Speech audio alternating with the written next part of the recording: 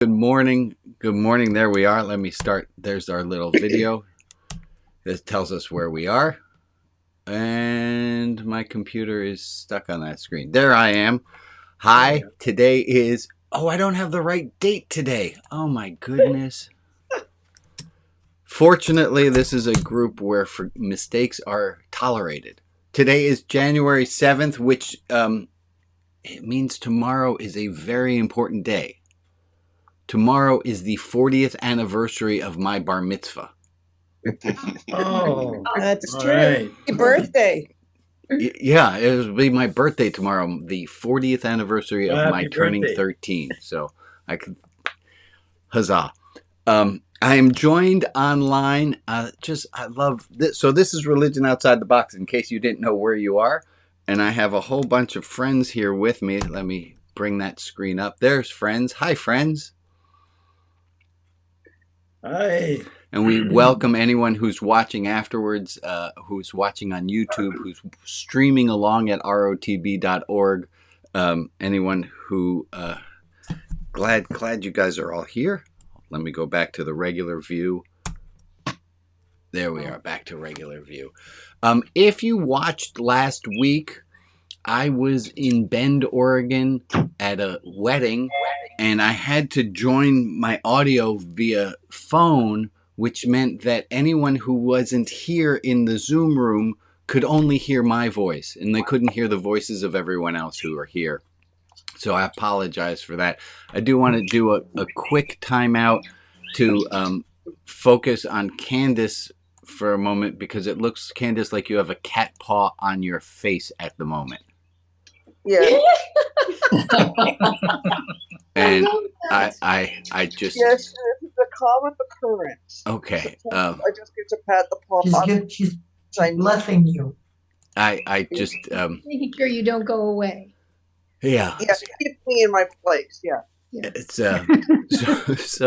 so welcome to Candace and Emily and Megan, Carol and Al and Rita and Corbin and Rob and Patricia and Candace and Chad and Lisa and Jordan and Jeff and Joe and Melissa and Ann and Nick and Joan and Loretta and Harold and Connie, whose name is not on the screen. Hi, Connie.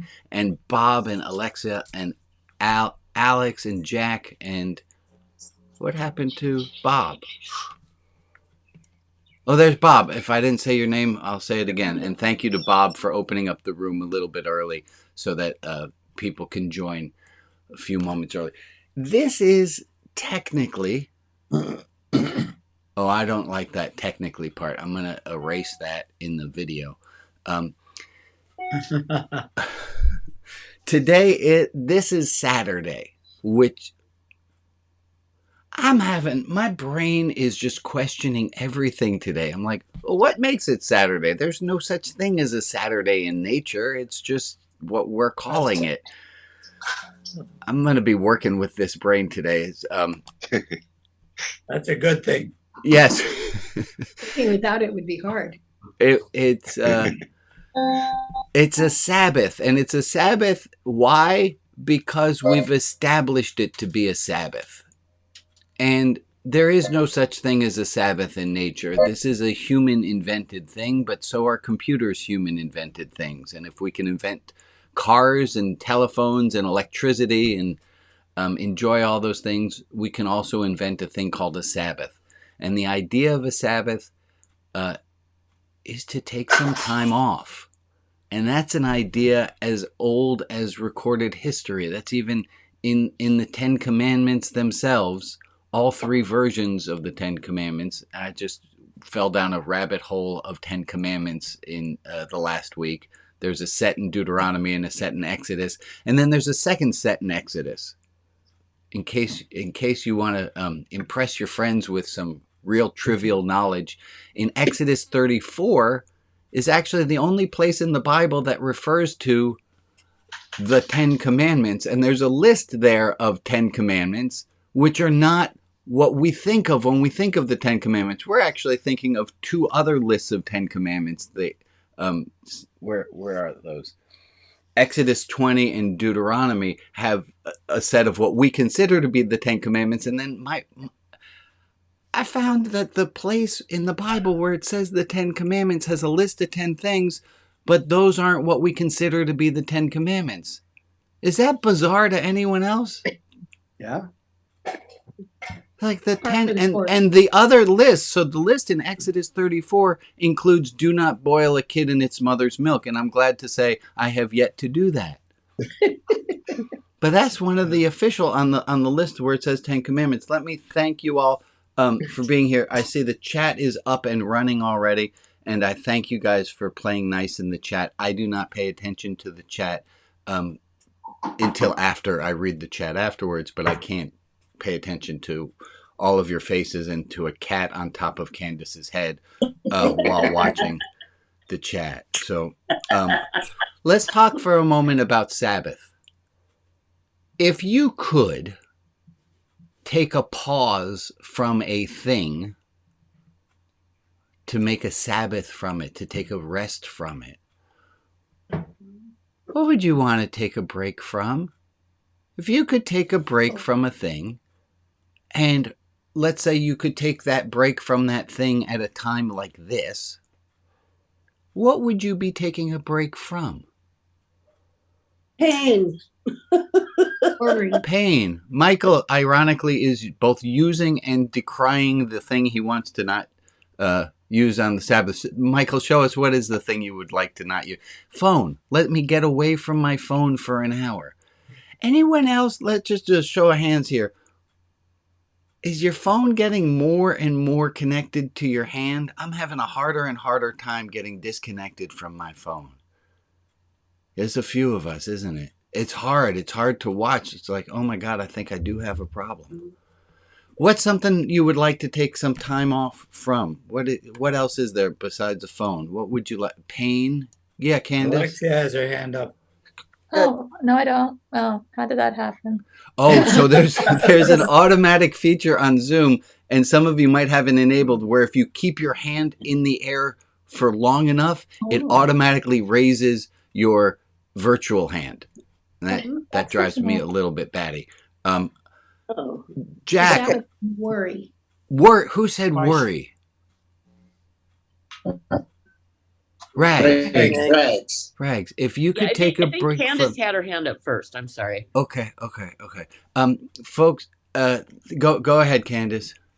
And Alex, I'm gonna remove spotlights. I'm getting a little bit dizzy today. Okay. On the spotlights. So go ahead, Candace. Doing.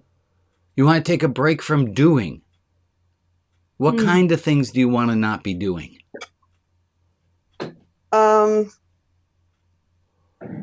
Well, basically, I need at least a short holiday because my mother passed away, and I was very involved with her. And after that, and then it's been a lot of losses in a fairly short space of time, and I just would like a break. Yeah, just a break from doing. Who would like a break from, and this is not biblical language, keeping your shit together? We all need a break from keeping our it's hard to contain, especially in the face of losses. Go ahead, Jack. You have something to add? I would like to take a break from myself. You're going to have to give us a little bit more. Yeah, I get it. That's a beautiful idea. Can you give me another sentence or two about that? You want to take a break from yourself? Yes. I mean, because even when we go to sleep, we're still active. The body is still active. We're still dreaming, with thinking, and all that stuff. But to be able to take a break just from everything, like as if this world just vanished for a I'd like to moment. take a little siesta, a little break, free from it all. Yes. Anyone else want to weigh in on what they want to take a break from? Yeah, Moja. Yes. Me, I want just take a break from people, to go outside the wilderness and spend quite a time without anything distracting me. Yeah, to take a break from civilization, to take a break from this society, to take a break from community. Amen. Moja, let me ask a question. What are the chances you're going to be able to do that? At least, That's the rub. at least every month. Takes a break. Yeah. Yeah, so it's 2 steps here. It's 1, we have to know what it is we want to take a break from, and then 2, we actually have to do it. I have a card here which I think is related. Oops, out of focus. Give me a second. Time's up. It's a Venn diagram. It's things that we can control, and then on the other side of it are things that matter.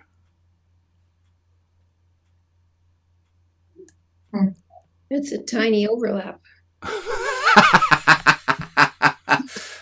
It is a tiny overlap, but that was also a choice of the person who drew the card, being me.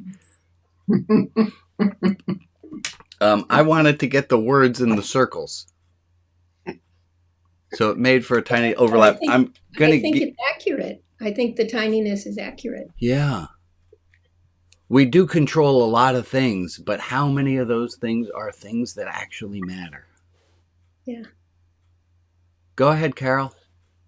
I used to keep Sabbath as the way it's written, and I had my comprehensive exams coming up on Monday for 5 days a week, and I was paralyzed. It was so frightening.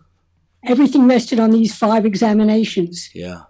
I lit my candles on Friday night, and for 25 hours, I was not at all concerned. Right. Oh. That takes some. I'm assuming that wasn't your first at bat at having a Sabbath. No, I had been keeping the Sabbath for many years, but that it could really get rid of all fear, all concern. For 25 hours, I belonged to the Sabbath. Right. That's good. That's a beautiful thing. So I'll give you all a little bit of historicalness. So Judaism, the years 200 to 500 are trying to figure out how do we live in a world where we don't have the temple anymore, and how do we deal with all the laws that are in the Torah, all the laws that are written down. How do we apply them in this world? It's in a different world, and it says you shall do no work on the Sabbath day. That's in the Bible. And then the question that people had was, well, what does that word mean? What does work mean? And the answer they came up with was that anything, and there were 39, the official list is that there were 39 different types of work associated with building the tabernacle. And that's what they defined as work. Any things that were done in the preparation of the tabernacle were considered to be work.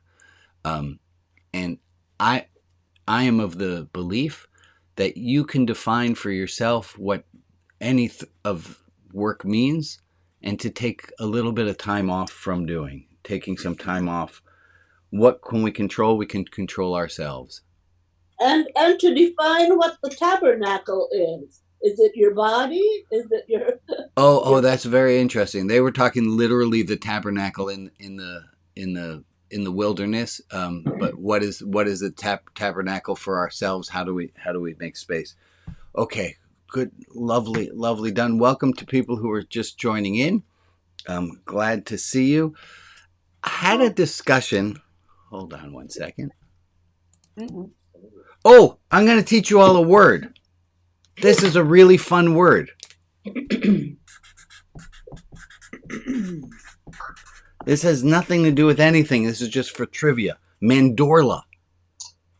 Mandorla is an Italian root word. It's English. It comes from the Italian word for acorn.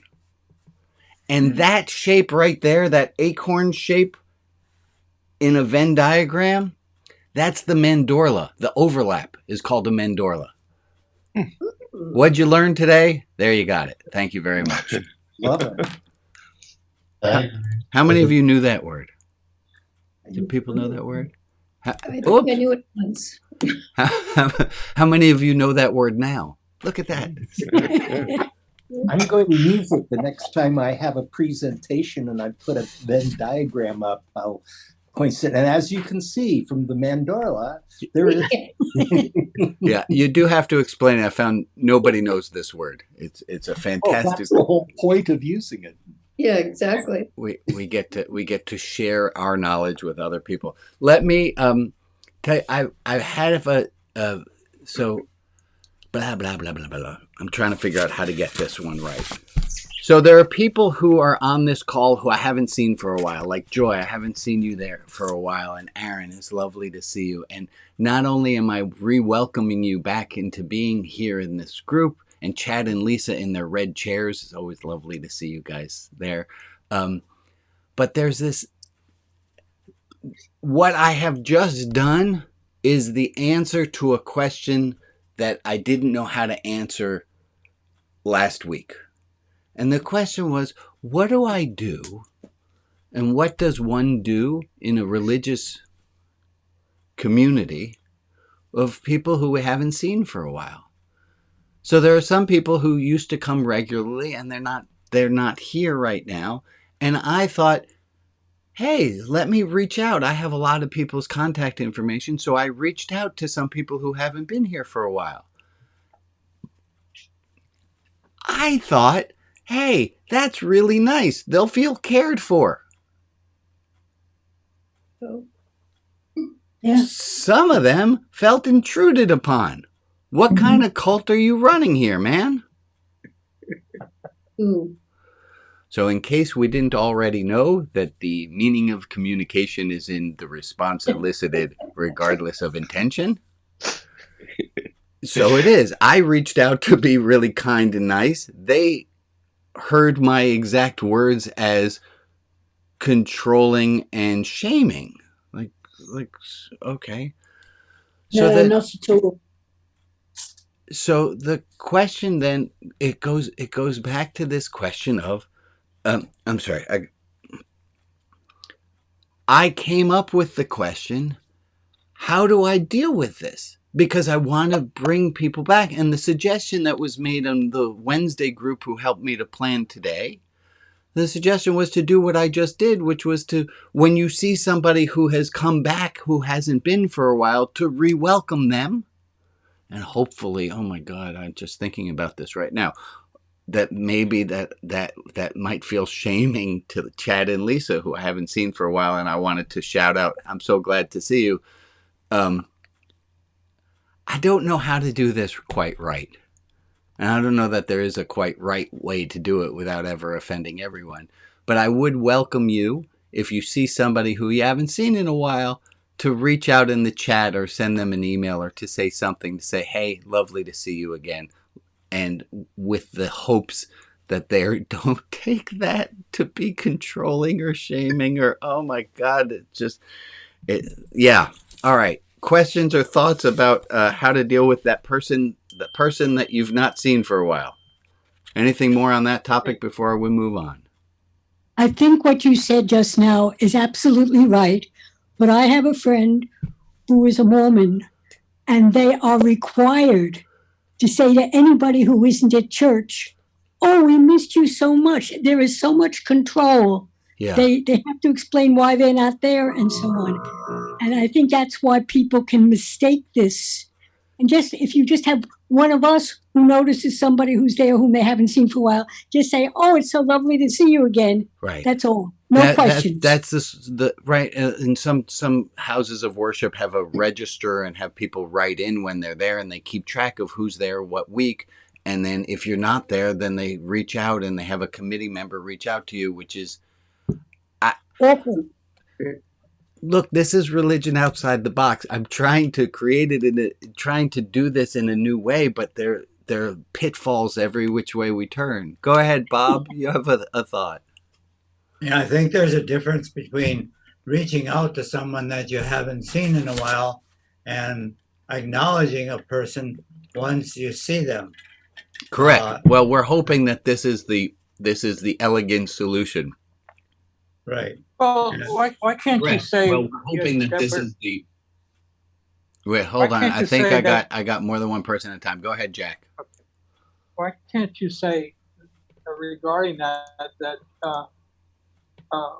we're a community of people who are trying to lead spiritual life, which is 1/3 of who we are, body, mind, and spirit.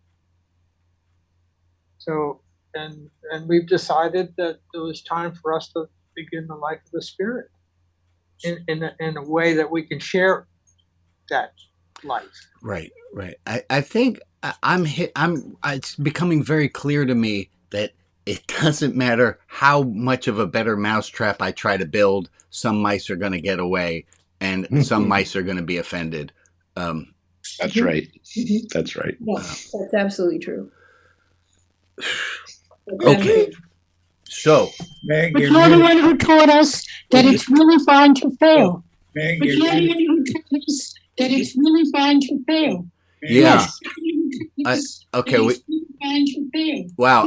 Well, we got an extra echo on it. Carol, I love what you said, but I don't need to hear it 17 times. Oh my goodness. What is going on here? It's the audio version of the camera picture-in-picture. It is. Yeah. Well, I thank you for saying that, Carol. I think that's a really important point, is that it is okay that we learn when we make mistakes. We learn when somebody challenges us. I should say that differently.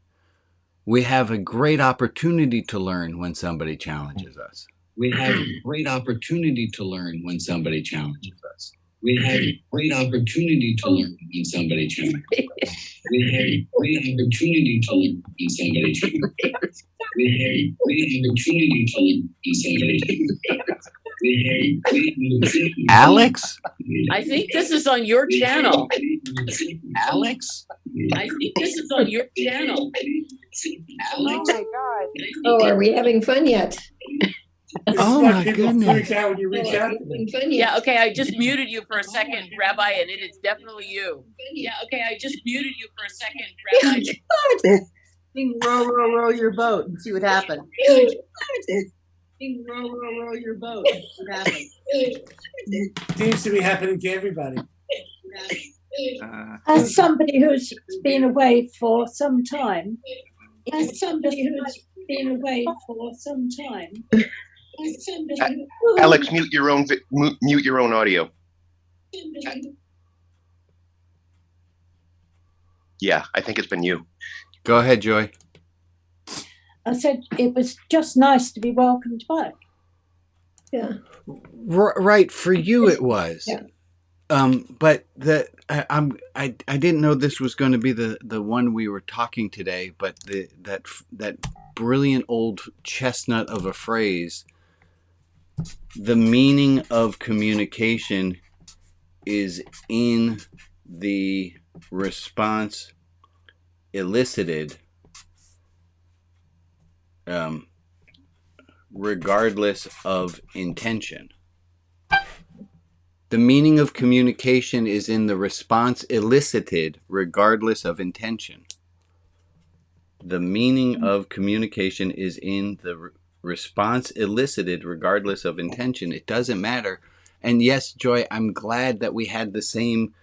My intention was to make you feel welcome back, and that was how you heard it.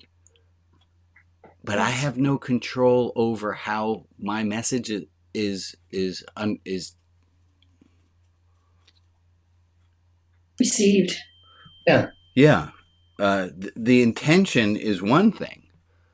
Boy, do I have great intentions.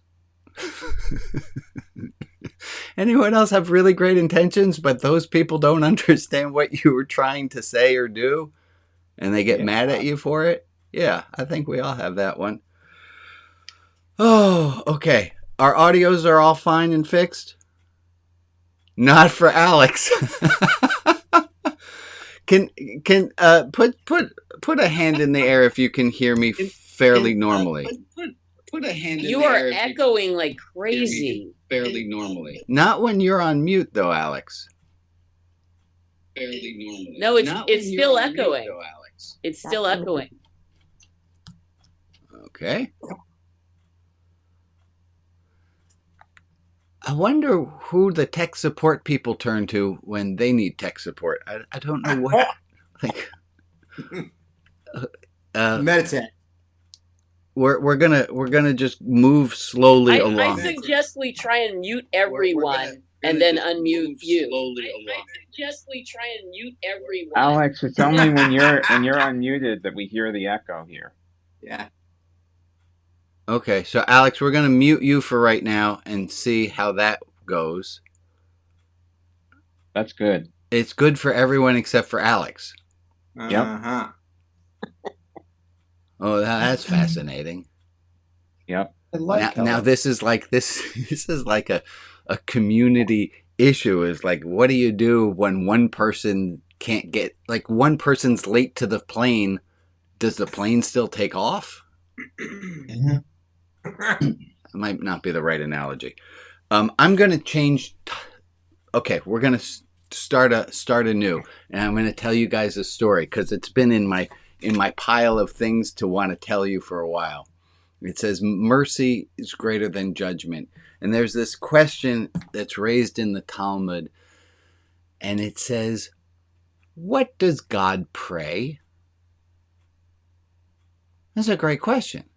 I say, well, if God is God and God must say prayers, what is the prayer that God says? And the answer is that God's prayer is, may my attribute of mercy be stronger than my attribute of justice. That God prays to God's self, right? May I find that I am more merciful than I am seeking justice. It reminds me of, there's a story, a Native American story of the grandson who says to the grandfather, how do I deal with all the evil? And the grandfather says, there are within you two wolves that live. One is a wolf of anger, and one is a wolf of love. And they're always fighting against each other. And the grandson says, well, which one wins? And the grandfather's response is, whichever one you feed.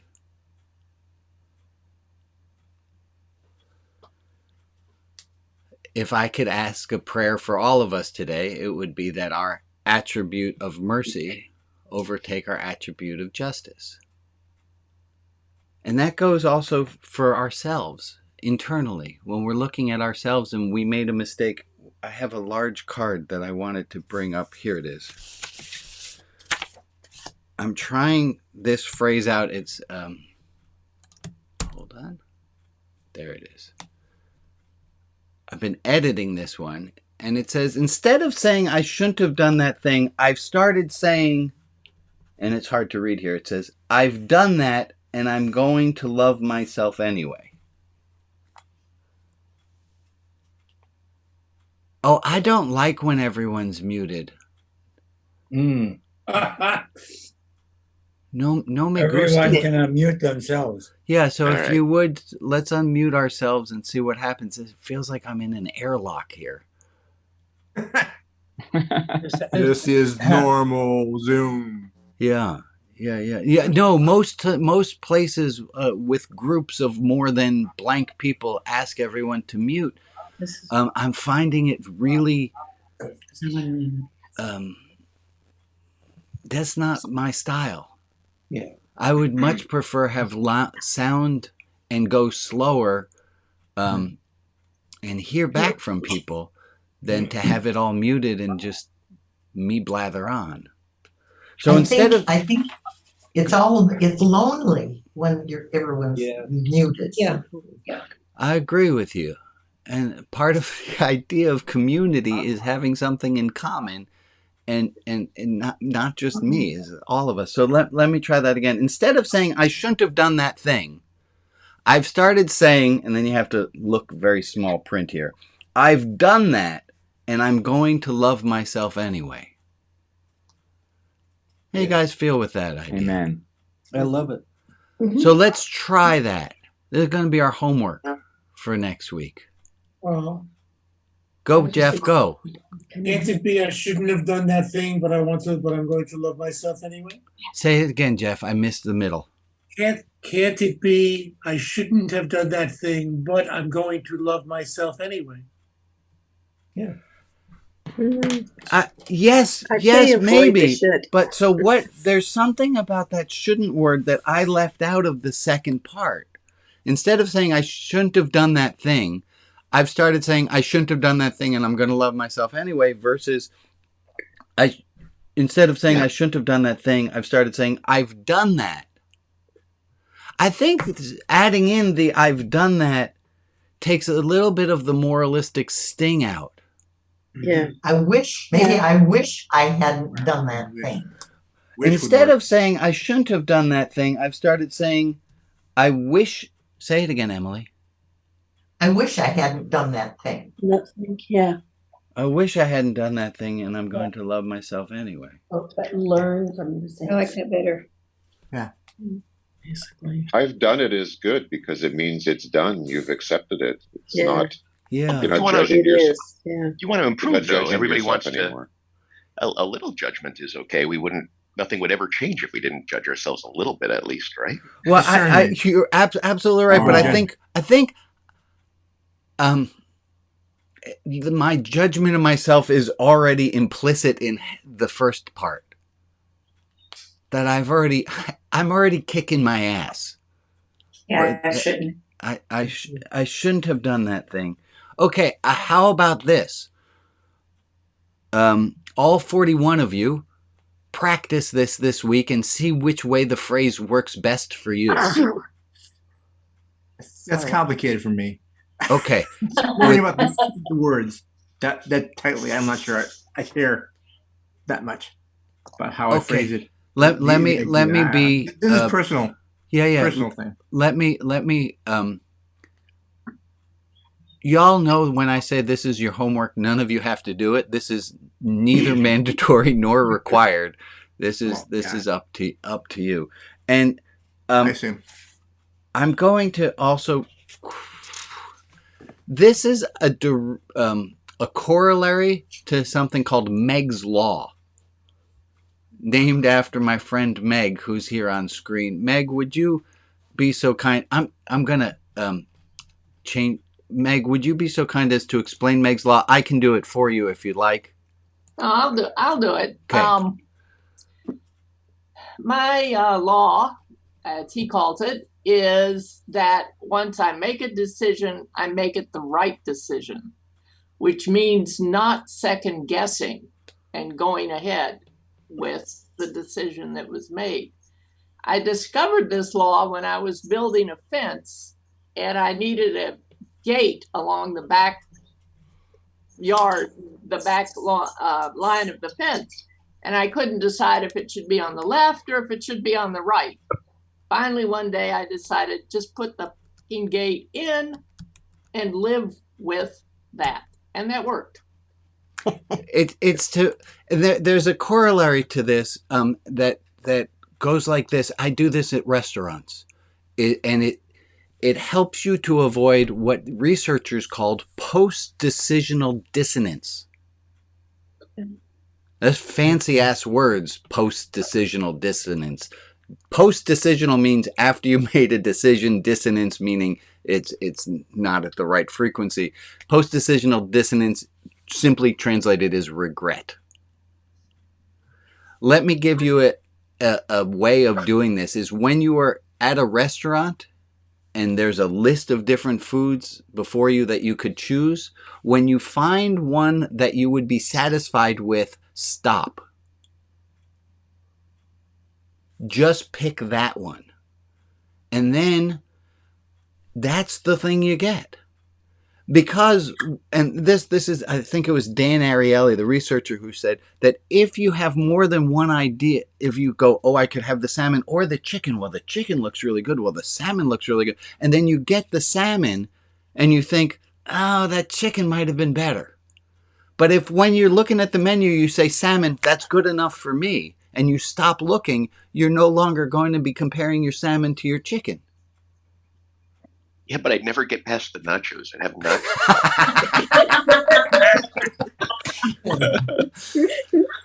Jordan, I double dog dare you this week to just nacho every meal. Go for I'll it. give it a whirl. I'll let you know how it goes. Go for it. Yeah, Bob, and then Ron. Yeah, I have a little bit of a trouble with that shouldn't thing, because that when I do something, that at the time that I'm doing it, I think that it's the right thing to do. Correct. It's only as a result of what happens after that that I realize that it was the wrong thing to do. And so I couldn't have done something different before I did that because I didn't know what the options were. That's perfectly fine. You can say, instead of saying I shouldn't have done that thing, I've started to forgive myself because I did the best I could. And this is, we talked about this last week and the week before, is how can you hold yourself responsible for knowing the things you don't know? And you don't know how it was going to turn out with the gate. You don't know how the meal was going to be served. You don't know what you don't know. So you're only making the best decision you could at the time. Absolutely, Bob. Absolutely. Go ahead, Ron. When I was like 6 or 7 years old, I did something that I still feel guilt for, even though the person I hurt passed when I was about 12 and forgave me. I still find myself regretting that. And it's really, I love myself. I understand the psychological torment that I was being given at home that caused me to do that to someone not in my immediate family. I understand all that, but I still have trouble forgiving myself. Yeah. And I forgive myself, and yet, short time later, it comes back. Yeah. How many of us have that situation? How many of you have a situation where there's a thing that you did and it does not matter how much the other person has forgiven you or how many times you've forgiven yourself, that thing just grows back like a weed? Even. I'm going to ask another one. If when Ron's talking and you all heard Ron, how many of you thought, "Oh, I wish that man could just feel at peace with that"? Yeah. And can you turn that back on yourself too? Can you see that thing that you have been feeling guilty about for that long, maybe you too deserve the peace from that? Sometimes let it go seems too facile. Correct. I mean, you want them to let it go, but you can't just let it go. I mean, if you do something that you really regret and you want to stop from doing it, it's not just that easy. But sometimes it is. Yeah. That's not too complicated. So, I like that, Aaron. Sometimes it's that easy, and sometimes it's not. Go ahead, Al. Yeah, I was thinking maybe it's kind of like meditating. Like every time that thing comes back, it's another opportunity to forgive yourself. The same way in meditation, like every time your mind drifts and you stop being in that Zen state, it's an opportunity to get yourself back into the Zen state. It's just part of the process. Yeah. There's a Hebrew phrase that is usually translated as repent. It's not what it means. It's slightly different in Hebrew. Teshuvah. It basically literally means return. And for me, the way I found that makes sense is come back to the moment. Yeah. And be there. And every time it comes back, you need to come back. You need to learn to be okay with coming back. Thank you, Aaron. That's a great one. And if you didn't, I think it's a great etymology. That in Hebrew the word for repentance is to return. That's a great idea. A beautiful idea. I'm going to ask Maria. I have a list, but I think you might have the same list. Are you up for I have the list plus a few more than you probably have. Okay. I'm going to pass it to you then, my friend. Okay. This is the names of people to lift up and send positive energy to. Irene, Linda, Carol, Joe, Ken, Maudie, Doug, Ray, Patty, David, Armin, Maria and Francis, Brandon, Carolyn, Porter, Flynn, Alan Boland, Greta, Sherry, Elizabeth, Elia P. And if there is another person in our community that we can offer love and light to, please put their name in the chat and I will add them to the list. And let's take a minute of time. There's my clock. Let's take a minute of time going until 42.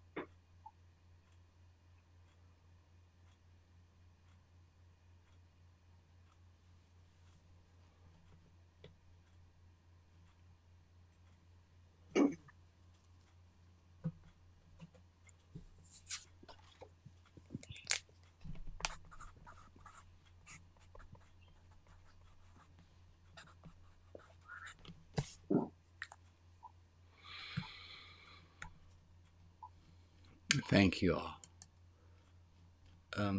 I have 3 ideas I want to share with you today about building up a practice of patience. Patience is the inverse of anger. Very true. The more patience you have, the less anger you experience, and the less anger you expel. The more anger you have, the less patience you have. It's an inverse proportion, if I got my math right. I want to give you 3 different tools that I have used that keep me from getting angry at the wrong person, at the wrong time, in the wrong amount, and for the wrong reason. First, a quick little... This is a work of Aristotle and Niconomian, I can't say that word, ethics, talks about anger. And it says, anyone can be angry. That is easy. But to be angry at the right person, at the right time, in the right amount, and for the right reason. That's a picture of a raisin. I didn't know how to draw a reason. Anyone can be angry, he says. But to be angry at the right person, in the right time, the right amount, and for the right reason, that is not easy, nor is it something everyone can do. That's the golden meme. Sorry. Is that the golden meme? Mean, not meme. The golden mean? I don't know. I think that's Aristotle. It's generally what that means. I never. Okay. Was sure. Wondering. Anyways, let me keep going on a little bit of a frontally presentation. Anger at the right person, right time, right amount, and for the right reason. And I'm going to offer for you 3 different techniques, 3 different tools that I have found have helped me not get angry at the wrong person at the wrong time, and the wrong amount, and for the wrong reason. The first one is to put the number 1000 on a piece of paper. I used to do this in my classroom on the top left corner of the board, and I didn't do it for every class, but there was a class every other year that just drove me to want to quit. and I wouldn't let them. And I put the number 1,000 in the top left corner of the board.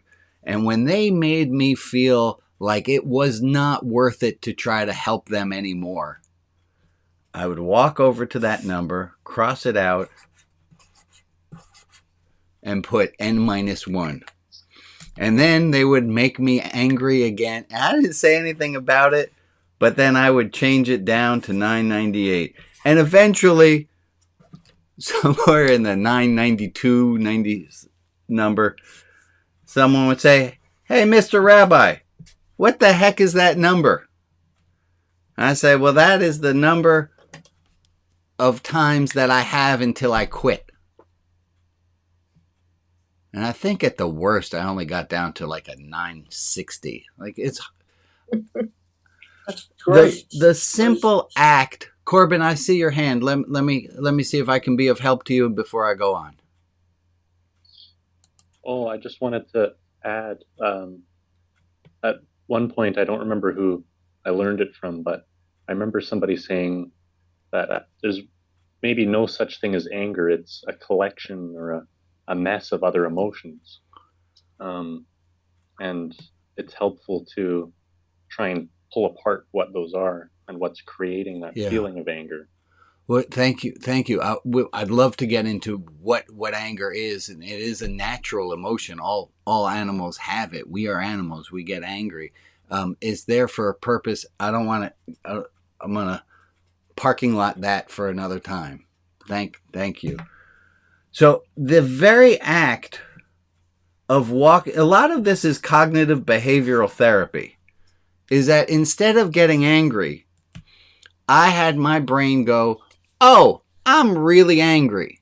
But instead of lashing out, because I have committed to 1,000 times before I quit, instead of lashing out, I'm going to walk over to that side of the board and erase a number and write one number lower. So this is one method of practicing patience. Think about that one thing that's really getting to you. Is it, I don't know, your kid's not unloading the dishwasher? Because that one's really pushing my buttons these days. And I didn't think of it until right now. I'm going to put a little index card above the dishwasher, and I'm going to start my little numbering system. I'm going to wait for one of those punk kids to ask me, "Dad, what the..." I don't know if they might not even ask until I get to 940, but whatever. But the idea is to take a break. Instead, there's a train that leaves the station. The anger train leaves the station quite quickly. And this is not a technique. This is just a thinking on anger. Is that anger is always leaving from this station. It's leaving from Get Want Station. And there are two platforms at Get Want Station. There's one side of the track is you don't get what you want. And the other side of the track is you don't want what you got. Doesn't matter which side of the track the train leaves from. The anger train leaves, and when it leaves, that thing is woof, it's ready to go. The idea of taking a break, doing something differently than getting on that train when you feel yourself starting to get angry, that's the three things that I'm going to show you today. One is with the number 1,000. A second one is carry an index card with you. Carry an index card with you today, and whenever you get angry, I suggest you break it into 7 parts, your index card. And I'm on the wrong screen. Sorry. And every time you get angry today, you put a hatch mark in the box. Every time you get angry today, you reach in your pocket, you pull it out, you make another hatch mark today. And by next Saturday, and then tomorrow, every time you get angry, you make a little hatch mark. Because here's the thing. Very few people, if I ask you, how many times you get angry a day? Very few people know the answer to that. And if you don't know how many times a day you're getting angry, how do you know if you're having a good day? How do you know if you're having a bad day? So I suggest you, and then the next day you say, oh, today was a really bad day. Oh, today was an all right day. Again, it's the simple act. It's the simple thing of taking the card out of your wallet, taking the card out of your pocket, wherever you're keeping track, instead of just going to anger. And you're not making a note of why you got angry or what time you got angry or who was at fault. All you're doing is making a note. And it's that simple act. It's cognitive behavioral therapy here. It's a very simple act of going and reaching for that card instead of reaching for the knife. Okay, that's a little violent. Let's not go there. And the last one, this is one of my favorite ones, and it's a new year, so I know I haven't taught this one this year yet. I'm going to do this one. Who remembers me in the tissue? Me in the tissue goes like this. Yeah. I take my nose, I blow my nose in a tissue. And then I say, hey, Meg, would you like this tissue? And Meg says, No, thank you. next time someone does something that really goes to irk you, you reach in your pocket and you touch the no thank you tissue. And instead of getting angry at that person, you just think, no thank you. I don't need to take that person's gifts. The story that goes along with this was taught to me by my Buddhist teacher, Nagi. And he tells the story of the Buddha. And the Buddha was out talking, giving a talk somewhere. And a woman came up and started yelling at the Buddha because her son had started to follow the Buddha instead of taking care of her. And she's screaming at the Buddha, who do you think you are? Blah, blah, blah, blah, blah, spittle and anger and blah, rage. And the Buddha doesn't say anything. He just listens. And after she gets all of her vile and vitriol out, she goes on her way. Oh, in the story, though, it's important to note the Buddha says to his to her son, his disciple, you go home and you take care of your mom. That's what you need to be doing more than following me. And the disciples say, why didn't you say to her, your son's on this wonderful quest. Your son is here to learn. Your son is a light in the world. Your son is going to help bring about a messianic age. Or why did you not defend yourself? And the Buddha's response is, I need not take her gifts. Somebody offers you anger. Meeting anger with anger. That's a Martin Luther King Jr. quote. Darkness cannot dispel darkness. Only light can do that. Hatred cannot dispel hatred. Only love can do that. Somebody comes at you with anger. You have your tissue at the ready. That's in your pocket. Someone comes at you with anger. You just touch your little touchstone tissue. That's a great phrase, touchstone tissue. I'm going to start marketing those. You're going to touch your little touchstone tissue, and you're going to say, I need not take their gifts. I need not respond to anger with anger. And I can imagine a world in which we stop responding to anger with anger, where we stop responding to hatred with hatred. We can respond with disappointment. We can respond with anger. Let me change my words. We can respond with anger, but only the proper kind of anger where we're getting angry at the right person, the right time, the right amount, and for the right reason. We're not coming at anger with vitriol. We're not adding kerosene to a fire and wondering why it's not going out. Okay, I did my little 3 pieces on 3 techniques that might help us to not have so much anger. Questions, thoughts? Yeah, Jack? I don't know where I got this from, but the question, what is anger? The response was, anger is the fume of the emotional mind. Jack, there are too many beautiful birds chirping around you, and I couldn't hear what you said. The question was, what is anger? And the response was, anger is the fume of the emotional mind. Fume, F-U-M-E? Yeah. Mm-hmm. Is the fume of the emotional mind. All right. Anger's got some really good qualities to it. It protects us. It lets us know that we're saying no. We don't like that. Anger is fine. There are many. Anger is healthy if we do it in a healthy way. But so often we don't.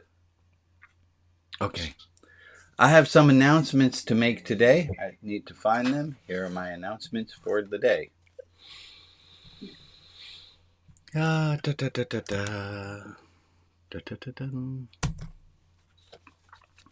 First announcement. I sent an email about this. You might have recognized that little thing because I say it every week. It's okay not to be okay. It's so important. It's so important, especially if where you are living right now, it is wintertime. It is hard. Life is hard. It's okay not to be okay. A few other announcements. Thank you to Bob for running the Show Up Early Club. If you want to join before the service begins, at a half hour beforehand, Bob is there. We're working on a Google Doc. These are not meant for you to read. This is just my little notes. Working on a Google Doc with lots of the lessons that I teach and trying to keep it current with the 2023 with everything that is taught in each service, and more to come on that. I thank you, Maria, for helping me, and thank you, Ron, for doing helping to show me where there were mistakes in it and what needed to be expanded upon. And I think I hit that one today. Thank you to Anne and to Jess, who are helping us. We have a clubhouse right now on a network called the Mighty Network, and that is got some issues going with it that we do not like. So we're trying to rebuild and make a religion outside the box clubhouse. Right now we are also on Facebook, but that's got issues too. So we're trying to build a perfect utopian space that everyone will like every feature of, and that should be coming around very soon. A little redefine perfect. Define utopia, because I'm thinking of the X-Files episode where everything's utopia perfect. was where no one existed because no one can, and not everyone can like everything. It will not be perfect. I guarantee Yeah. it will not be perfect. I don't and know. I'm okay with that. Yeah, thank you, Anne. Folks, my tongue was firmly within my cheek while I was speaking.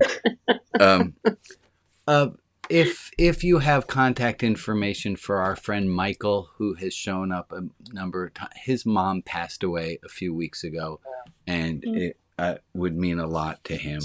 I have a note here that says book update. I am almost ready to send my manuscript back to the editor. It is kicking my butt, this book. It is fantastic. Please stay tuned. It will be done this year, which is easy to say on January 7th. But that should be done this year. I got a card in the mail from James, who's our friend who's in prison, that for two things. One, to tell you, if you would like the best pen pal in the world, James is a wonderful pen pal. He is in... Alex, are you able to put his address in the chat? If you've never written to him, pop him a postcard, say hi. He would love to write back to you. He ain't got much to do. The other thing, the reason I showed this, and this was tomorrow is my birthday, and I'll tell you what I would like for my birthday. I would like, if you would, and you don't have to, of course, this is optional. Hold on, there's a little bit of an echo happening over here. I got it. I would love, and I'm stammering and changing the topic and moving around because I'm feeling like I don't want to ask for the thing that I want, but I really want to ask for the thing that I want. So I'm going to model doing that. And I feel like throwing up, but just a little bit. And won't my therapist be proud of me? Here we go. Oh, I'm in. I'm not backing down. Just. Yeah, it's okay to not be okay. It's okay. I would love if you would send me an email tomorrow telling me something that I taught you or telling me what I mean to you. I love to read that. I can't get enough of those notes. And that would be dear to me. So I used to ask that every year when I turned 30. I started asking people to write me notes about what I meant to them. And then it petered out after, I don't know, 10, 15 years of doing that. So if you would do that, I would appreciate it. Last announcement. Thank you to all people who have made donations to Religion Outside the Box in the past. That's how this keeps going. It's appreciated, and I really, I feel like I'm the luckiest rabbi in the world. I get to have a congregation that has 2 ex-Capuchin monks in it, an Episcopal priest. Like, what rabbi gets 3? I got 3 ex-Capuchin monks, and I got Jews. I have non-Jews. I have a lot of Canadians. I have at least 1 lawyer on the call. It's just fantastic. So thank you all for being here. Let me stop the recording part now.